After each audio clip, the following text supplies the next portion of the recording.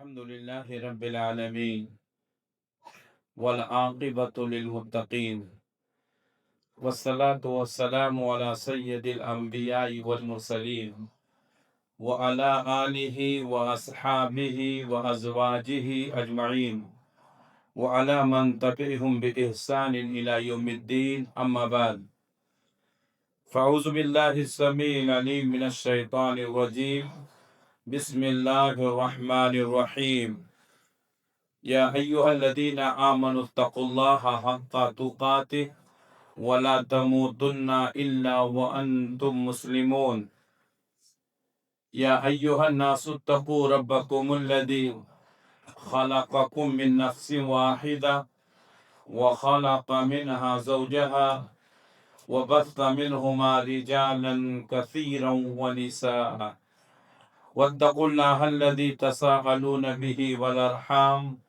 إن الله كان عليكم رقيبا يا أيها الذين آمنوا اتقوا الله وقولوا قولا سديدا يصلح لكم أعمالكم ويغفر لكم ذنوبكم ومن يطع الله ورسوله فقد فاز فوزا عظيما.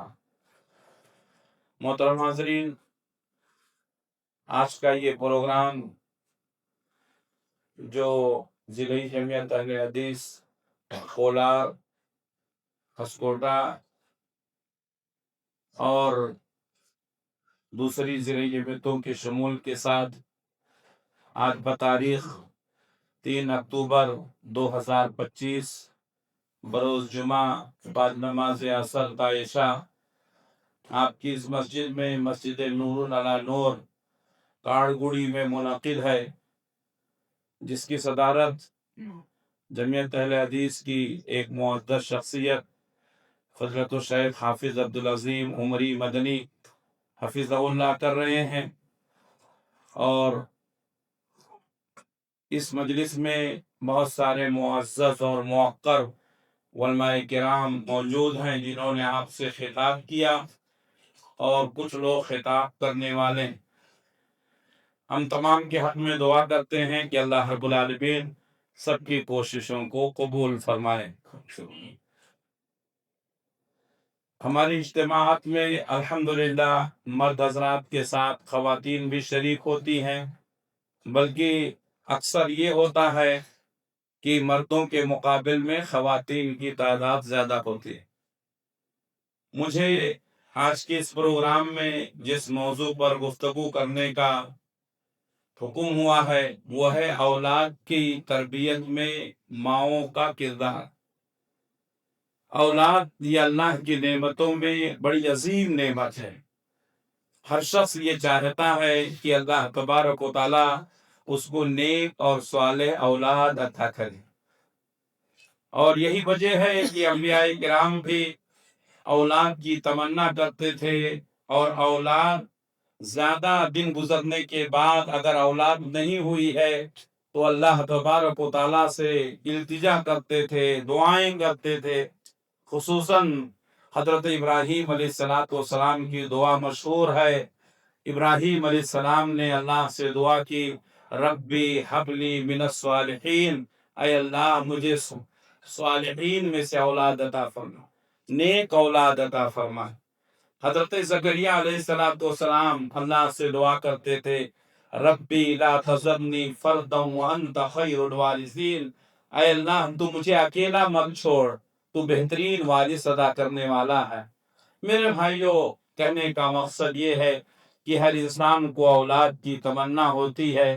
ہر انسان چاہتا ہے کہ اس کی نسل آگے بڑھے.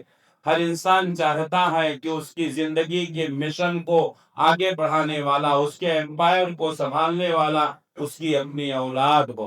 ہماری بھی خواہش ہے، آپ کی بھی خواہش ہے، قبل اس کے کہ آگے بڑھوں. دعا ہے کہ اللہ تبارک و تعالی ان لوگوں کو صاحب اولاد بنائے جن کی شادیاں تو ہو چکی ہیں لیکن ابھی تک بے اولاد ہیں، اور یہ دعا پڑھتے رہیں، ربی حب لی من الصالحین، ربی لا تذرنی فردا وانت خیر الوارثین. یہ وہ دعائیں ہیں جو انشاءاللہ آپ کی زندگی میں انقلاب برپا کر سکتی ہیں. ہمارے بہت سارے ساتھی ہیں निकाह के बाद, शादी के बाद कई सालों तक उनके घर में बच्चे नहीं हुए, वो आए, उनको ये दुआएं बताई गई, अल्हम्दुलिल्लाह आज वो साहिब औलाद हैं। तो हमें चाहिए कि इन दुआओं का एहतिमाम करें। इन दुआओं की बरकत से इंशाअल्लाह अल्लाह ताला आपको जरूर औलाद अता करेगा। लेकिन अगर किसी को अल्लाह ने औलाद नहीं दी, वो बे औलाद रहा, तो उस इसमें कोई मसलहत हो सकती है। कुरान मजीद में अल्लाह तबारक व तआला ने साफ लफ्जों में कहा, अल्लाह ताला जिसको चाहता है साहिब औलाद बनाता है, उसको लड़के ही लड़के दे देता है, और अल्लाह ताला जिसको चाहता है उसको लड़कियां ही लड़कियां दे देता है। और अल्लाह तबारक व तआला किसी को लड़का और लड़की दोनों देता है, और अल्लाह ताला किसी को न लड़का देता है न लड़की देता है, वो बे औलाद रहते हैं। तो हम अल्लाह के फैसले पर राजी रहें, दुआ करना, कोशिश करना, इल्तिजा करना, ये हमारा काम है। फैसले अल्लाह के हाथ में हुआ करते हैं, इसलिए हमें दुआओं का एहतिमाम करना चाहिए। वैसे भी जिस माहौल में हम रहते हैं, शादी होने के बाद 1 साल के बाद 2 साल के बाद अगर बच्चे नहीं हुए तो लोग पूछना शुरू कर देते हैं, पता नहीं हमें तो याद नहीं रहता है, लेकिन जो लोग वलीमा खा के जाते हैं उनको याद रहता है कि 1 साल पूरा हो गया। पूछते हैं, अरे भाई वलीमे की दावत तो खिलाए थे, अकीके की दावत तो खिलाएंगे। मेरे भाइयों, अल्हम्दुलिल्लाह, अल्लाह का शुक्र है, अल्लाह तबारक व तआला हमारे समाज और मुआशरे में ऐसे लोगों को रखा है जो हमारी फिक्र करते हैं। अल्लाह तबारक व तआला सबको नेक नियति के साथ एक दूसरे के साथ उल्फत और मोहब्बत करने की तौफीक इनायत फरमाए। मेरे भाइयों, औलाद औलाद तो अल्लाह की नेमत है, इसकी तरबियत कैसे करना, इस नेमत की कद्र कैसे करना। अक्सर हमने देखा है कि औलाद बिगड़ जाती है तो लोग उसके बाप को कोसते हैं, फलां की औलाद, फलां की औलाद, फलां की औलाद। यकीनन औलाद की तरबियत की जिम्मेदारी बाप पर भी है, माँ बाप दोनों की जिम्मेदारी है, लेकिन तरबियत का जो हक माँ अदा कर सकती है वो बाप नहीं अदा कर सकता।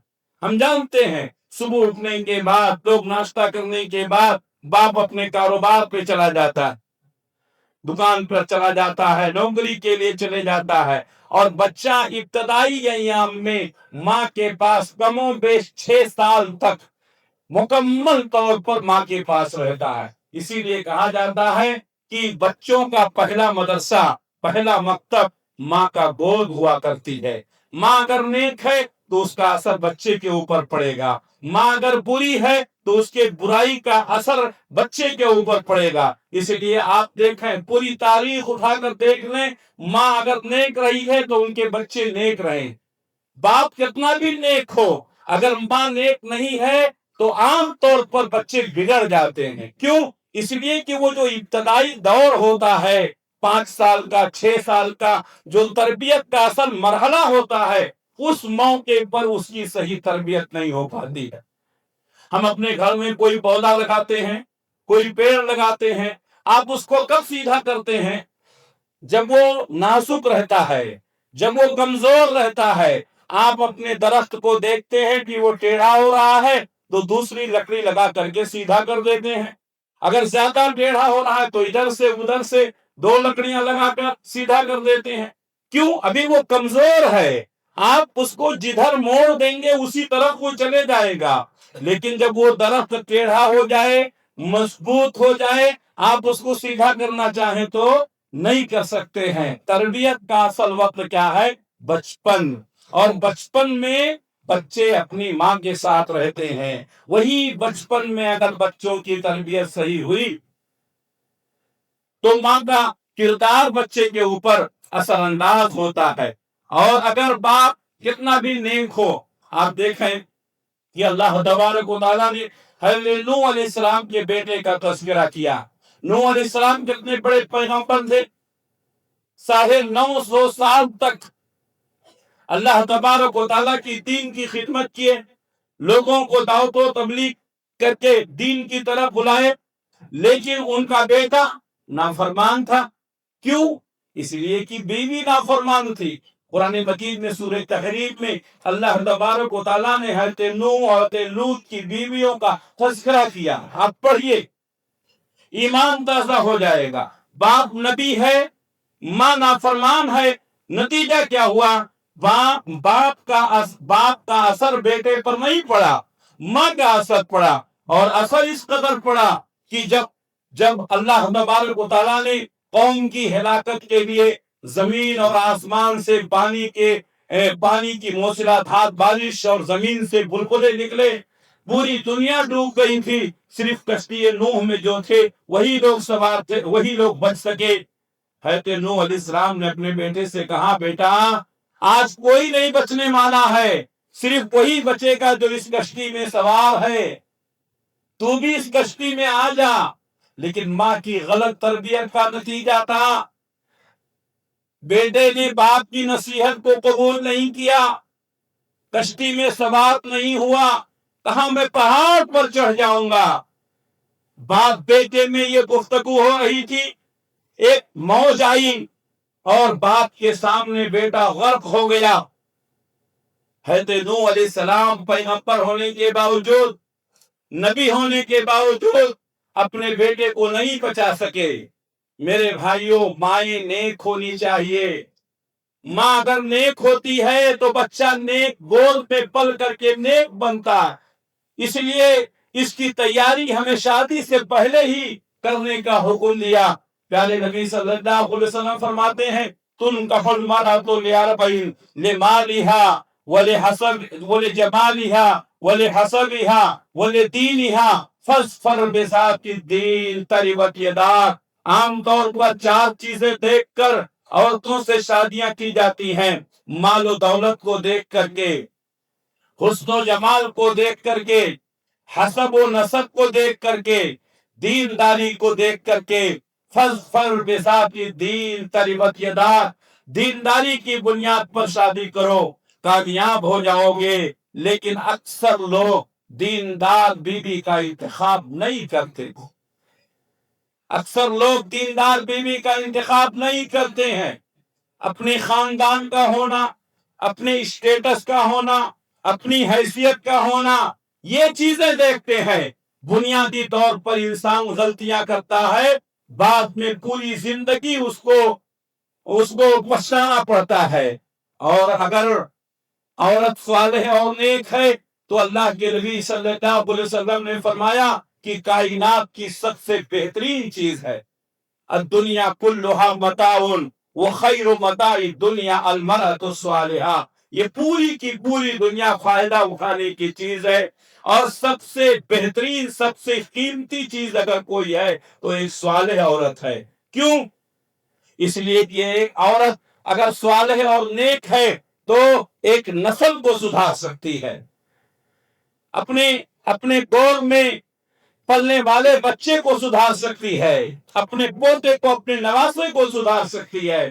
اس لیے دیندار بیوی کا انتخاب کرو، دیندار گھرانے کا انتخاب کرو. اس لیے کہ یہ بیس ہے، یہ بنیاد ہے. جو کھیت بنجر ہو، جہاں کی مٹی صحیح نہ ہو، وہاں پر کبھی اچھی فصل نہیں اگ سکتی ہے. میرے بھائیوں، اگر ہم چاہتے ہیں کہ ہمارے بچوں کی صحیح تربیت ہو تو ہمیں نیک بیوی کا انتخاب کرنا ہوگا، نیک عورت کا انتخاب کرنا ہوگا. بچوں کی صحیح تربیت ان کی مائیں کر سکتی ہیں. اگر باپ کی ذمہ داری رکھی جائے، باپ کی بھی ذمہ داری ہے، لیکن اصل ذمہ داری ماں کی ہے. کیوں؟ اس لیے کہ ماں کے پاس بچے زیادہ وقت گزارتے ہیں. آپ دیکھیں گے گھر میں ماں نماز پڑھتی ہے، چھوٹا بچہ ہو یا بچی نماز پڑھتی ہے، بچے کو معلوم نہیں ہے کہ ماں کیا کر رہی ہے، لیکن اپنی ماں کے بغل میں جا کر کے بچے کھڑے ہو جاتے ہیں نماز پڑھنے کے لیے. ماں قرآن پڑھتی ہے، چھوٹے بچے اور بچیاں قرآن کھول کر ماں کے ساتھ پڑھنے لگتے ہیں، حالانکہ ان کو بھی پڑھنا نہیں آتا ہے. بچے اپنے ماں باپ کو دیکھتے ہیں، اگر وہ نیک ہیں تو وہ بھی نیک بننے کی کوشش کرتے ہیں. اگر ماں نیک ہے تو گھر کا ماحول اچھا ہوتا ہے اور گھر کے ماحول کا اثر بچوں پر بہت زیادہ ہوتا ہے۔ میرے بھائیوں، جو لوگ یہ سوچتے ہیں کہ اولاد کی تربیت کی ذمہ داری باپ پر ہے، وہ مطالعہ کرے۔ حضرت مریم علیہ السلام والتسلیم، ان کا کوئی شوہر نہیں تھا۔ حضرت عیسیٰ علیہ السلام حضرت مریم کے بیٹے ہیں، ان کے پاس کوئی باپ نہیں تھا، لیکن حضرت مریم علیہ السلام نے حضرت عیسیٰ علیہ السلام کی ایسی پرورش کی، دنیا مثال نہیں بیان کر سکتے۔ میرے بھائیوں، ماں اگر نیک ہو تو اپنے بچے کی صحیح تربیت کرتی۔ حضرت ابراہیم علیہ السلام جب حضرت اسماعیل کی پیدائش ہوئی، مدتوں کے بعد، دعاؤں کے بعد، تمناؤں کے بعد پیدا ہوئے تھے۔ اللہ تبارک و تعالیٰ نے حضرت ابراہیم علیہ السلام کا امتحان لینا چاہا۔ کہیں ایسا تو نہیں ہے کہ ابراہیم اس اولاد کے لیے پریشان تھے، بیٹا ملنے کے بعد رب کی محبت میں کوئی کمی آ گئی ہو؟ اللہ تعالیٰ مختلف ذریعے سے اپنے بندوں کو آزماتا ہے۔ کبھی اولاد کو دے کر کے آزماتا ہے، کبھی اولاد کو لے کر کے آزماتا ہے، کبھی مال دے کر آزماتا ہے، کبھی مال دے کر آزماتا ہے۔ اس لیے اکثر میں یہ کہا کرتا ہوں، آپ جس پوزیشن میں ہیں، آپ جس حیثیت میں ہیں، آزمائش کی پوزیشن میں ہیں، وہی آپ کی آزمائش کا مرحلہ ہے۔ اس حالت میں آپ اپنے رب کو کیسے راضی کریں گے؟ دو بہترین تقریریں مجھ سے پہلے علماء کرام نے کی، ایک سود کی حرمت پر اور دوسرے تجارت کے اصول اور ضوابط پر۔ الحمدللہ بہت اچھا بیان رہا۔ اللہ ہم سب کو سننے کے ساتھ عمل کی توفیق عطا فرمائے۔ میرے بھائیوں، اگر مائیں نیک ہیں تو بچوں کی صحیح تربیت کیسے کرتی ہیں؟ حضرت ہاجرہ، جب ان کے گھر میں بچہ پیدا ہوا، حضرت اسماعیل ان کا نام رکھا گیا۔ حضرت ابراہیم علیہ السلام کو اللہ نے آزمایا کہ کہیں ایسا تو نہیں ہے بیٹے کی محبت رب کی محبت پر غالب آ گئی ہے۔ اللہ نے حکم دیا کہ ابراہیم، تم میرے حکم کے مطابق اپنی بیوی اور اپنے بچے کو لے جا کر کے مکہ کے بے آب و گیا میدان میں چھوڑو اور تاریخ پڑھو۔ آج مکہ دنیا کا سب سے بہترین شہر ہے، امن والا شہر ہے، ام البلد ہے، لیکن اس زمانے میں جب آج سے 4,500 سال پہلے حضرت ابراہیم علیہ السلام اپنی بیوی اور اپنے بچے کو لے کر کے جب مکہ کی وادی میں پہنچے تھے، وہاں کوئی آبادی نہیں تھی، وہاں کوئی سہولت نہیں تھی، وہاں کوئی مولی و مددگار نہیں تھا۔ حضرت ابراہیم علیہ السلام اللہ کے حکم کے مطابق اپنی بیوی کو اور اپنے بچے کو ایک بڑے درخت کے نیچے بیٹھا دیتے ہیں، ایک ٹوکرا کھجور دیتے ہیں، ایک چھاگل میں پانی دیتے ہیں اور اس کے بعد وہاں سے مڑ جاتے ہیں۔ ایک بار بیوی نے آواز دیا، دوسری بار آواز دیا، تیسری بار آواز دیا۔ حضرت ابراہیم علیہ السلام آواز کو سننا اور جواب دینا تو دور کی بات ہے، مڑ کر دیکھتے نہیں ہیں۔ حضرت ہاجرہ نے دوڑ کر کے ابراہیم علیہ السلام کا دامن پکڑ لیا اور کہا، کیا اللہ نے یہی حکم دیا ہے کہ اپنے بیوی اور بچے کو بے آب و گیا میدان میں چھوڑ کر چلے جاؤ؟ حضرت ابراہیم علیہ السلام نے کہا، ہاں، اللہ کا یہی حکم ہے۔ نیک بیویاں کیسی ہوا کرتی ہیں؟ آج ہم اپنے بیوی بچوں کو اپنے گھر میں چھوڑ کر جاتے ہیں، گھر ہے، محلہ ہے، ہر طرح کی سہولت ہے، کھانے پینے کا سامان ہے، لیکن اس کے باوجود بھی جب ہم یہاں سے جاتے ہیں، ہمارا دل ہمارے بیوی بچوں میں لگا رہتا ہے، ہمارا دل ہمارے گھر میں لگا رہتا ہے۔ یہ انسان کی فطرت ہے۔ حضرت ابراہیم علیہ السلام اس وقت چھوڑ کر کے آئے، پہاڑی کے آڑ میں پہنچے، پہاڑی کے دامن میں اپنے ہاتھ اٹھا کر کے اللہ سے دعا کی کہ اے اللہ، تیرے حکم کے مطابق میں نے اپنے بیوی اور بچوں کو لا کر کے مکہ کی بے آب و گیا میدان میں چھوڑ دیا ہے۔ اے اللہ، تو ان کی حفاظت فرمانا، اے اللہ، ان کو پھلوں کی روزیاں عطا فرمانا۔ حضرت ابراہیم علیہ السلام کی وہ دعا ہے، حضرت ابراہیم علیہ السلام کی وہ دعا کی برکت ہے۔ میرے بھائیوں، اللہ تبارک و تعالیٰ نے کیسے راستے کھولے؟ اللہ پر بھروسہ ہونا چاہیے، اللہ تبارک و تعالیٰ پر بھروسہ ہونا چاہیے۔ حضرت ابراہیم علیہ السلام اپنے بیوی اور اپنے بچے کو چھوڑ کر چلے گئے۔ ایک لمبی مدت کے بعد واپس آئے.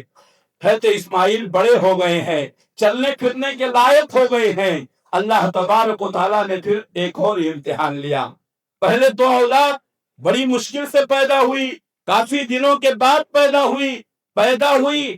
ہم سب جانتے ہیں کہ اپنے بیٹے کو اللہ کے راستے میں ذبح کرے, اللہ کے راستے میں قربان کرے. حضرت ابراہیم علیہ السلام نے اپنے بیٹے کو بلایا اور کہا یا بنیا انی ارا فی المنام انی اذبحک فانظر ماذا تری. اے میرے بیٹے, میں نے خواب میں دیکھا ہے کہ میں تمہیں ذبح کر رہا ہوں. فانظر ماذا تری, تمہاری رائے کیا ہے؟ میرے بھائیوں, حضرت اسماعیل علیہ السلام ابھی چھوٹے بچے ہیں. کیا کہتے ہیں؟ یا ابتی افعل ما تؤمر ستجدنی انشاءاللہ من الصابرین. اے میرے ابو جان, آپ کو جو حکم ہوا ہے وہ آپ کیجئے, انشاءاللہ آپ مجھے صبر کرنے والا پائیں گے. سوال ہے آپ سے کہ جب حضرت ابراہیم علیہ السلام حضرت ہاجرہ اور اسماعیل کو چھوڑ کر چلے گئے تھے, اور اس وقفے میں اسماعیل کی تربیت کس نے کی تھی؟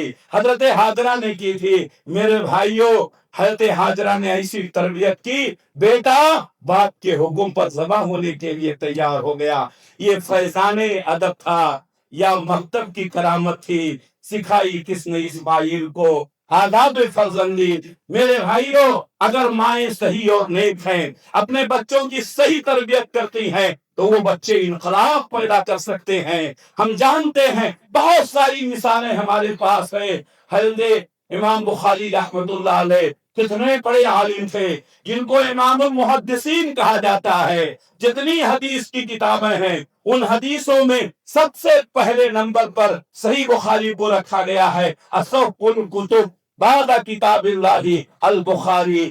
تمام کتابوں میں سب سے زیادہ صحیح کتاب اگر کتاب اللہ کے بعد کوئی ہے تو وہ بخاری شریف ہے. کیوں؟ امام بخاری رحمت اللہ علیہ نے بخاری کو جمع کرنے کے لیے جو محنتیں کی ہیں, جو کوششیں کی ہیں, میرے بھائیوں, یہ انہی کوششوں کا نتیجہ ہے, ان کے اخلاص کا نتیجہ ہے کہ اللہ تبارک و تعالیٰ نے ان کو یہ مقام و مرتبہ دیا. حضرت امام بخاری رحمت اللہ علیہ کے والد کا انتقال ہو گیا. ان کی والدہ اللہ سے دعا کرتی ہیں, بچپن میں ان کی آنکھوں کی بینائی چلی گئی.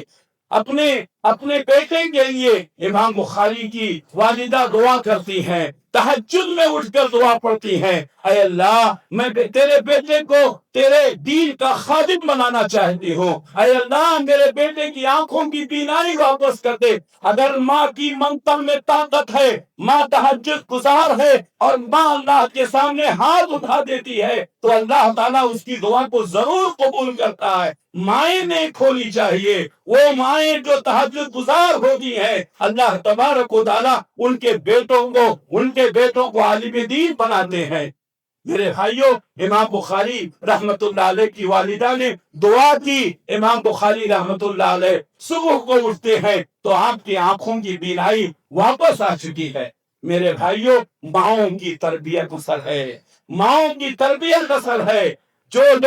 جو خواتین اپنے بچوں کی صحیح تربیت کرتی ہیں, اپنے بچوں کو دیندار بناتی ہیں, وہ بچے آخری عمر تک اپنے ماؤں کی ان تربیت کو اور ان باتوں کو یاد رکھتے ہیں. آپ نے بارہا سنا ہوگا, چھوٹے بچے بچپن میں مختلف قسم کی غلطیاں کرتے ہیں, لیکن وہ بچے غلطی کر کے جب ماں کے پاس پہنچتے ہیں, اگر ماں نے ان کو وقت پر ڈانٹا, ان کو وقت پر روکا, ان کی غلطی پر ٹوکا, وہ بچے دوبارہ غلطی نہیں کرتے ہیں. لیکن اگر بچے چوری کرتے ہیں, غیبت کرتے ہیں, گالی دیتے ہیں, اور ماں ان کو ٹوکتی نہیں ہے, تو یہی بچے بڑے ہو کر کے مجرم بنتے ہیں, چور بنتے ہیں, ڈاکو بنتے ہیں. آپ کو معلوم ہونا چاہیے کہ ایک مشہور ڈاکو, سلطانہ ڈاکو جس کو کہتے ہیں, اس کی چوری کا سبب کیا بنا تھا؟ پہلے ایک انڈا چوری کیا تھا, ماں نے اس کو روکا نہیں, پھر مرغی چوری کیا, دھیرے دھیرے چوری کرتے کرتے ایک بڑا چور بن گیا, ڈاکو بن گیا. میرے بھائیوں, مائیں اگر صحیح ہیں تو اپنے بچوں کو مجرم بننے سے بچاتی ہیں. اور آپ نے سنا अगर माए नेक हैं, अपने बच्चों से ये कहती हैं कि हलाल रोजी खाना है, अपने माँ बाप को भी हलाल खिलाना है, अपने बीवी बच्चों को भी हलाल खिलाना है। तो मेरे भाइयों, अगर माओ की तरबियत सही है तो बच्चा कभी हराम नहीं खा सकता है, कभी हराम कारोबार नहीं कर सकता है। तो माओ की तरबियत असल है। अगर अम्मा नेक है तो उसका असर उसकी औलाद पर जरूर पड़ता है। हज़रत अब्दुल्लाह इब्ने उमर रज़ियल्लाहु तआला अन्हु कहते हैं, क़यामत के दिन अल्लाह तबारक व तआला अपनी नेमतों को याद दिलाएगा। उन नेमतों में एक नेमत ये होगी, अल्लाह ताला पूछेगा, मैंने तुझे औलाद दिया था, फमाज़ा अल्लमतहु व माज़ा अद्दबतहु, तूने उसको कौन सी तालीम सिखाई, तूने उसको कौन सा अदब सिखलाया। ये औलाद हमारे लिए नेमत है।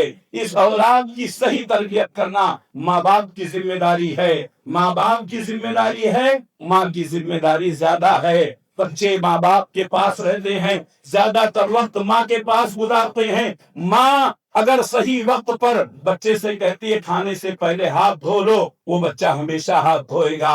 माँ अगर कहती है बिस्मिल्लाह कहकर खाओ, वो बच्चा हमेशा बिस्मिल्लाह कहकर खाएगा। माँ कहती है सीधे हाथ से खाओ, वो बच्चा हमेशा सीधे हाथ से खाएगा। माँ कहती है घर से बाहर निकलते वक्त दुआ पढ़ो, बिस्मिल्लाह तवक्कलतु अलल्लाह ला हौला वला कुव्वता इल्ला बिल्लाह। एक बार माँ ने सिखाया, पूरी जिंदगी बेटा दुआ के साथ बाहर निकलता है। माँ ने कहा कभी किसी के साथ धोखा नहीं करना, बच्चा कभी धोखा नहीं करता है। ये औलाद माओं की गोद पे पलते हैं। माँ चाहे तो इनको नेक बना दे, माँ चाहे तो इनको मुजरिम बना दे। इसलिए हमारी माएं और बहनें जो यहाँ बैठी हुई हैं, उनकी बड़ी जिम्मेदारियां हैं कि ये कौम के बच्चे जो आपकी गोद में अमानत हैं, इनकी आप सही तरबियत करें ताकि समाज और माशरे को अच्छे और नेक इंसान मिल सके। अल्लाह से दुआ है कि अल्लाह तबारक व तआला हमारी माओ बहनों बेटियों को